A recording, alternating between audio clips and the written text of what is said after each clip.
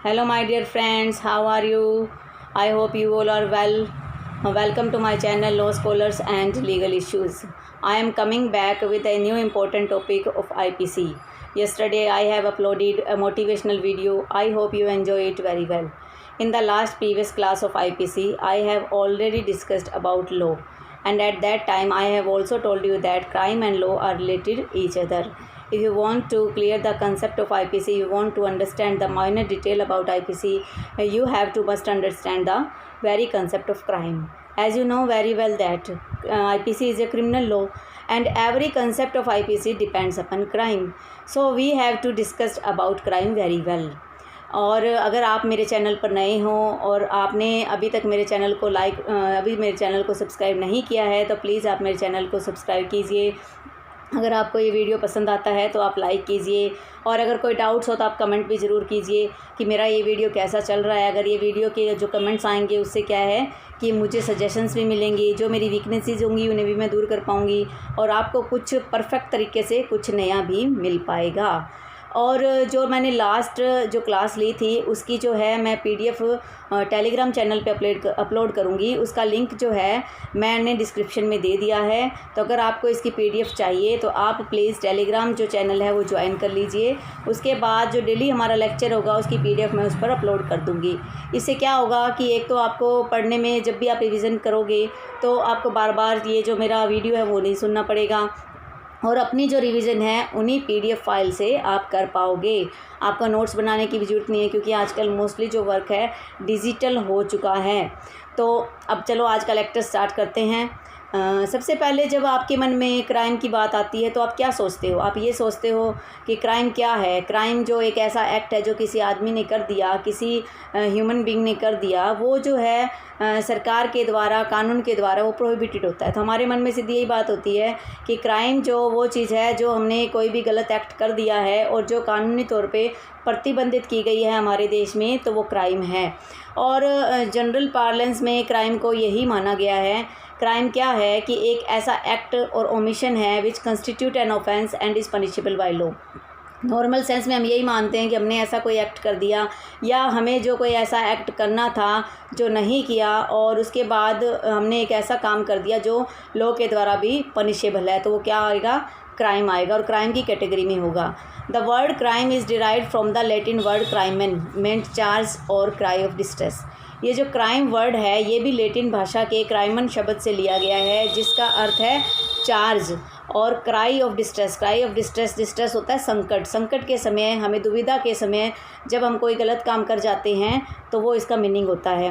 वैसे नॉर्मली जो है हमारे IPC में हमें क्राइम के डीप स्टडी करने की ज़रूरत नहीं है कि वो कहाँ से आया, कैसे उसकी उत्पत्ति हुई, क्राइम होता क्या है, उसके कंसेप्ट क्या हैं, उसके एलिमेंट्स क्या हैं, उसकी स्टेजेस क्या हैं, उसके बारे में अलग अलग क्या डेफिनेशंस आई, जिसके बाद एक डिटेल डेफिनेशन क्राइम की निकल के सामने आई। एक क्राइम की डेफिनेशन से ही हमें पता चलता है कि क्रैक्स क्या है।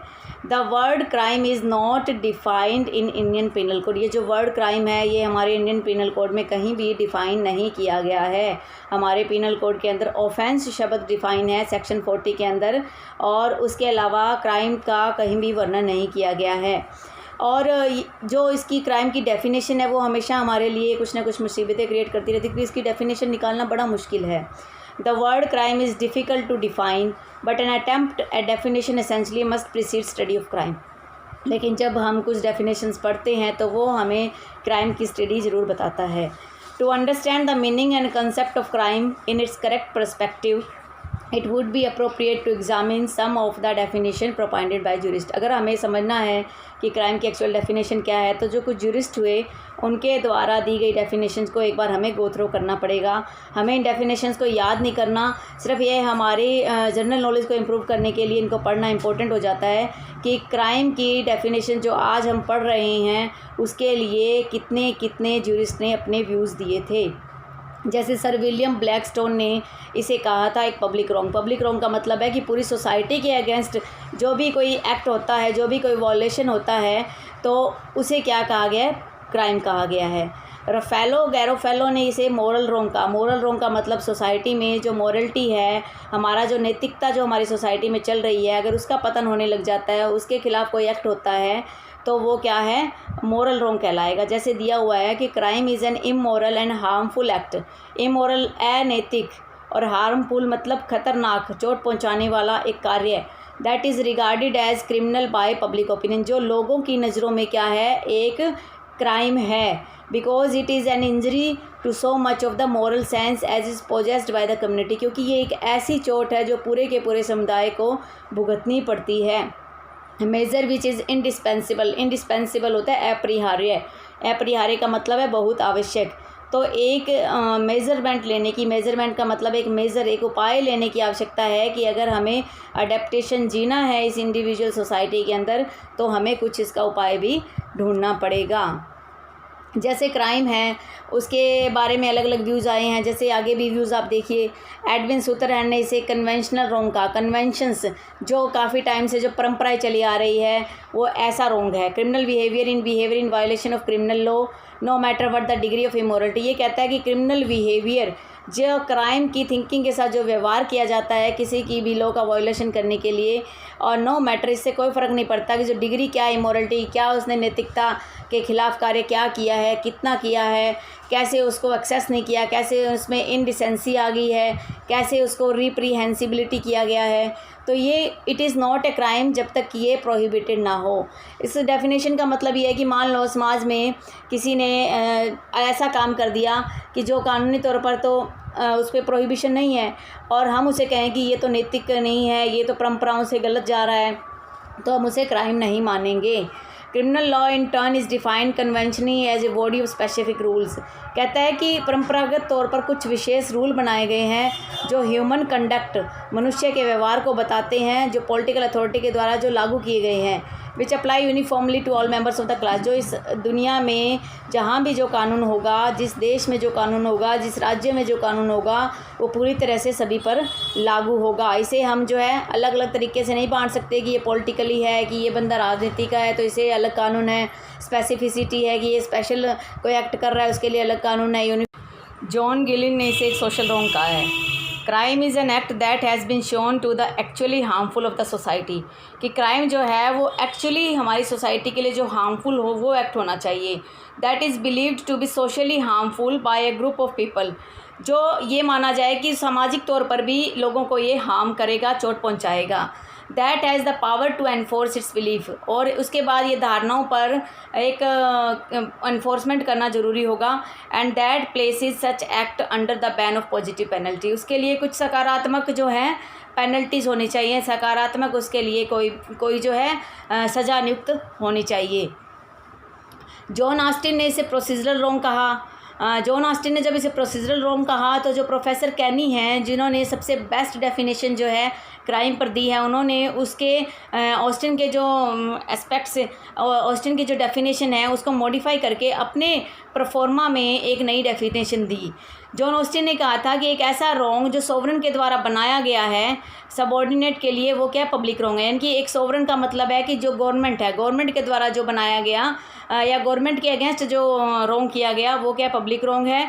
और कोई दूसरा रोंग जो है किसी पर्सनल व्यक्ति को जो इंजर करता है वो प्राइवेट रोंग है। लेकिन प्रोफेसर कैनी ने क्या कहा कि उसने डेफिनेशन को पूरा बदलते हुए कहा कि crimes are wrongs whose sanction is punitive, कि क्राइम्स जो हैं वो ऐसे रोंग है, ऐसे गलत काम हैं जिनकी सज़ा होना ज़रूरी है। And is in no way remissible by any private person, इसको किसी भी प्राइवेट व्यक्ति के द्वारा छूट देने का अधिकार नहीं होना चाहिए। जैसे कोर्ट्स में कॉम्प्रोमाइज़ होते हैं, कंपाउंडेबल जो ऑफेंसेस होते हैं, वहाँ में क्या करते हैं कि दो पार्टी आपस में ही समझौता कर लेती है, but it is remissible by the Crown alone. उनका कहना था प्रोफेसर कैनी का कि अगर ऐसी कोई बात होती है, कोई समझौते वाली बात आती भी है, तो सिर्फ जो क्राउन है, जो वहाँ का हेड है, उसी को राइट होगा कि वो उसको रिमिस कर सकता है, माफ़ कर सकता है। उसके बाद तप्पन ने जो है इसको लीगल रोंग कहा। लीगल रॉन्ग, कानूनी तौर पर जो गलत कार्य है वो क्राइम है।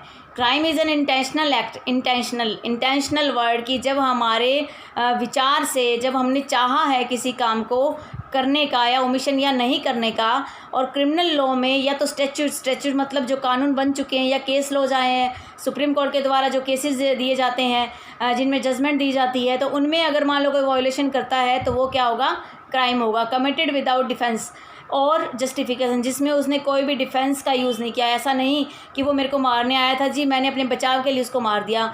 जब तक उसमें ऐसा कुछ नहीं है, जस्टिफिकेशन का मतलब है उसके बाद उसके पास उस क्राइम करने का कोई जस्ट कारण नहीं है। And sanction bye A state felony, और उसने एक ऐसा घोर अपराध किया है, दुष्कर्म किया है, तो उसमें उसको कोई छूट नहीं होनी चाहिए। तो ये तप्पन ने ये बात कही है। तो इसके बाद हम नॉर्मली क्या डेफिनेशन डिराइव करते हैं, नॉर्मली हम ये डेफिनेशन डिराइव करते हैं कि क्राइम जो है एन एक्ट और ओमिशन है पनिशेबल बाय एनी लॉ।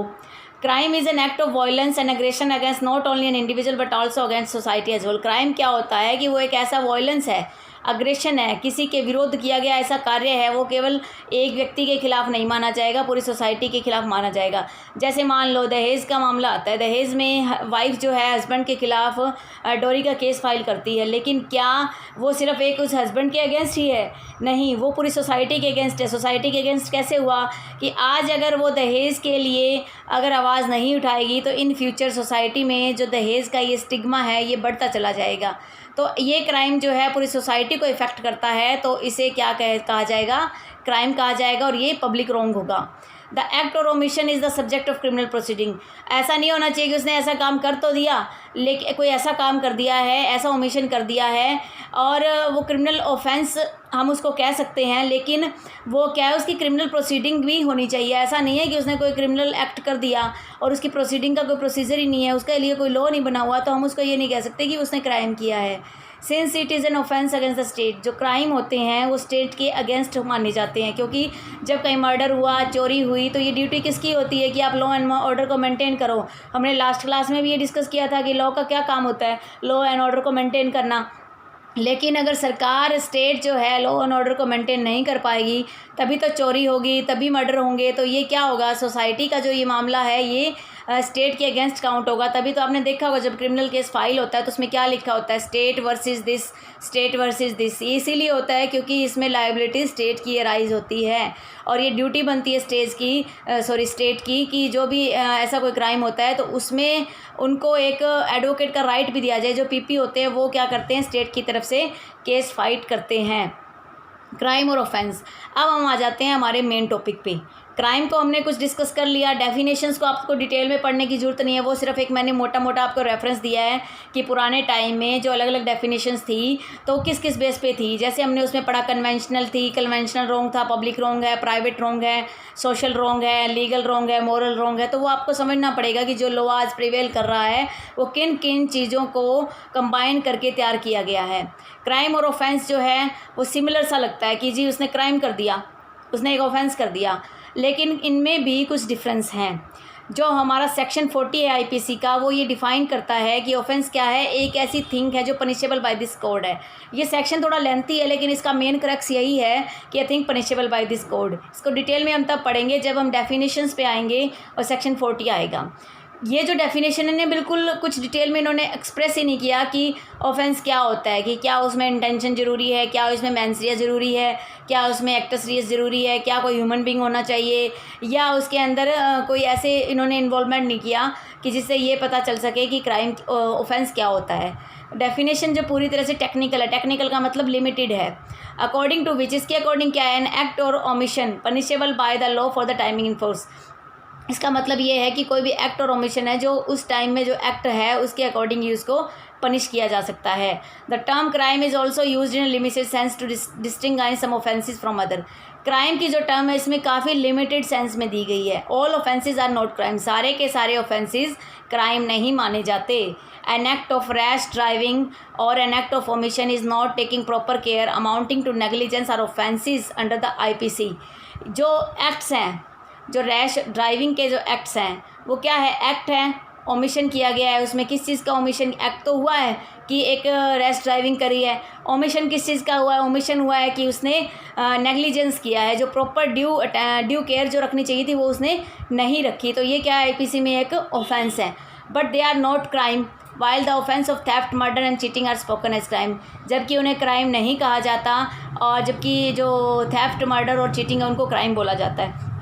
अब आप ये सोचोगे कि मैडम आप तो बता रहे हो तो इसमें तो कन्फ्यूज़न क्रिएट हो रहा है, अगर ये ऑफेंस है और क्राइम नहीं है तो इसको आईपीसी में इन्वॉल्व क्यों किया गया है। ये बात आप नोट करके रखना कि आईपीसी में क्राइम डिफ़ाइन नहीं किया हुआ है, आईपीसी में ऑफेंस डिफ़ाइन किया हुआ है। तो जो ऑफेंसेस रखे हुए हैं आईपीसी के अंदर, उसके अंदर तो हमें उसे ऑफेंस मानना ही पड़ेगा। रैश ड्राइविंग के लिए ऑफेंस है, अगर एक्सीडेंट हो जाता है तो उसके लिए अलग से चार्ज लगता है। तो वो ऑफेंसेस जो हैं जो आईपीसी में हैं वो ऑफेंसेस हैं, बट वो क्राइम नहीं हैं। ए क्राइम में भी define as an offence involve element moral turpitude. Crime के अंदर जो है मोरल टर्पिट्यूड यानी कि जो नैतिक पतन है उसको भी बताया गया है, और जो अलग कर देता है ऑफेंस को from other offences which may not involve such element, कि वो उसमें ऐसे इन्वॉल्वमेंट नहीं करता। जैसे आप ये मान के चलो कि एक आदमी ने एक शादी कर रखी है, उसके बाद वो किसी दूसरे के साथ भी लिव इन में रह रहा है, तो ये क्या है, एक मॉरल टर्पिट्यूड तो है, बट ये क्या है, ऑफेंस नहीं है। अगर ये ऑफेंस नहीं है तो ये आईपीसी में पनिशेबल भी नहीं होगा। तो जो ऑल क्राइम्स आर ऑफेंसेस हैं, but offence are not necessarily crime. जितने क्राइम्स की कैटेगरी में आते हैं वो ऑफेंस की कैटेगरी में आएंगे ही आएंगे, लेकिन जो ऑफेंसेस हैं सारे ज़रूरी नहीं कि वो क्राइम की कैटेगरी में आते हों।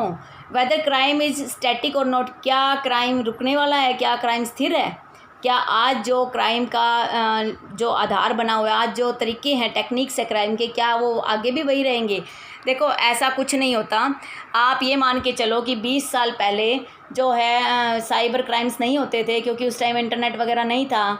तो उस टाइम जो क्राइम की फॉर्म होती थी, फोर्स डॉक्यूमेंट्स तैयार होते थे तो नॉर्मल पेज पे तैयार होते थे। लेकिन आजकल क्या है कि अगर कोई भी फोर्स डॉक्यूमेंट तैयार होता है तो वो कंप्यूटर पे हो जाता है, ऑनलाइन हो जाता है। तो क्राइम स्टैटिक नहीं रहा। लॉ इज़ पर्पोसिव, लॉ जो है वो पर्पोसिव है, पर्पज़, किसी पर्पज़ के लिए लॉ बनाया जाता है। It reflect social needs and it is growing in keeping with such needs. ये जो है हमारी सामाजिक ज़रूरतों को प्रभावित करता है और ये हमारी उन ज़रूरतों को पूरा करने का प्रयास भी करता है। कहते हैं कि there is no such thing as an absolute crime और क्राइम एक्ट। कोई भी ऐसी चीज़ नहीं है जो क्राइम को एब्सोल्यूट या स्टैटिक बोल सके। Legal principle change according to time and place. Legal principle change होंगे, जैसे टाइम चेंज होगा हालात बदलेंगे, प्रिंसिपल्स भी बदलेंगे। जैसे हमने लास्ट लेक्चर में डिस्कस किया था कि पहले जो था, जो निर्भया वाला केस हुआ था, उसके बाद क्या जुवेनाइल से रिलेटेड काफ़ी अमेंडमेंट्स किए गए थे, और उन अमेंडमेंट्स के बाद क्या हुआ, कुछ चेंजेस आए। तो वही चीज़ कह रहा है कि कुछ चेंजेस करना भी ज़रूरी होता है। अडल्ट्री जो है सिविल रॉन्ग है, कहाँ पर, इंग्लैंड में, इंग्लिश लॉ में अडल्ट्री सिविल रॉन्ग है। हमारे तो चलो अब अनकॉन्स्टिट्यूशनल डिक्लेयर कर दिया 2018 में, लेकिन उससे पहले क्या था, लीगल रॉन्ग था। तो दोनों जगह फॉर्म अलग अलग थे, तो स्टैटिक कैसे हुआ। Likewise the burning of woman, जैसे महिलाओं को जला दिया जाता था दहेज के लिए, या फ्यूनरल फायर्स पे, फायर्स का मतलब जो सती प्रथा वाला लास्ट टाइम भी मैंने एग्जांपल दिया था, हस्बैंड के साथ जला देते थे। या फीमेल इन्फेंट्स, जो बच्ची हैं, बच्चियां थी, छोटी छोटी बच्चियां, अभी भी हरियाणा के काफ़ी एरिया ऐसे हैं जहाँ पर अभी भी अगर लड़की हो जाती है तो उनके लिए बहुत बड़ी दुविधा की बात है। वो तो अब थोड़ा सा लॉ स्ट्रिक्ट हो गया है तो इस पर काबू किया गया है, वरना थोड़े टाइम पहले क्या होता था कि अगर किसी की अगर बच्ची होगी तो उसको मार भी देते थे। इससे रिलेटेड एक पहले कलर्स पे लाडो नाम से सीरियल भी आया था, उसमें सारा कुछ ये दिखाया गया था। तो कहता है कि ये सब चेंजेस इसमें होते हैं, तो क्राइम जो है वो स्टैटिक नहीं है कंसेप्ट में। तो क्राइम का पता आपको चल गया। अब टोर्ट और क्राइम और देख लेते हैं, आज के लिए इतना ही सफिशिएंट होगा। और नेक्स्ट जो हमारी क्लास होगी उसके अंदर हम एलिमेंट्स ऑफ क्राइम देखेंगे, स्टेजेस ऑफ क्राइम देखेंगे, क्योंकि उसमें और भी लेंथी है ज़्यादा, क्योंकि मेरा ये टारगेट है कि मैं उसको ज़्यादा डीपली माइनर डिटेल्स आपको बताऊं, तो मुझे उसमें काफ़ी टाइम लग जाएगा। अगर मैं एक लेक्चर बना देती हूँ, मैं तो 1 घंटे का बना दूँगी, लेकिन आप 1 घंटे का लेक्चर सुन नहीं पाओगे। टोर्ट और क्राइम, टोर्ट और क्राइम क्या आपने टोर्ट सुना होगा, LLB करी है तो उसमें टोर्ट सब्जेक्ट भी होता है।